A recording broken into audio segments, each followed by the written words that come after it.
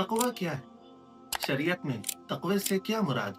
आइए इसको हदीस की रोशनी में समझने की कोशिश करते हैं। हजरत अबू हुरैरा रजी अल्लाह अन्हु से सवाल किया गया कि तकवा क्या है? तो हजरत अबू हुरैरा रजी अल्लाह अन्हु ने उन सवाल करने वाले से पूछा कि आप कभी किसी खारदार कांटेदार रास्ते से गुजरे?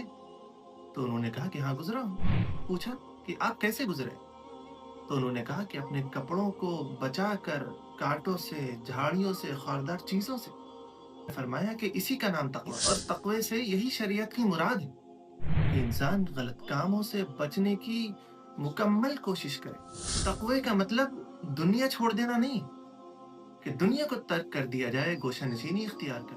तकवा है दुनिया में रहना और दुनिया की गलत चीजों से अपने आप को बचाना। इसको एक और मिसाल से इस तरह समझ सकते हैं कि इंसान जब बगैर चप्पलों के रोड पर चलता है तो वो जिस तरह तकलीफदेह चीजों से, नोकीले पत्थरों से अपने पाँव को और अपने पैर को बचाता है, इसी तरह दुनियावी जिंदगी में गलत चीजों से और बुरे कामों से अपने आप को बचाने का नाम तकवा है।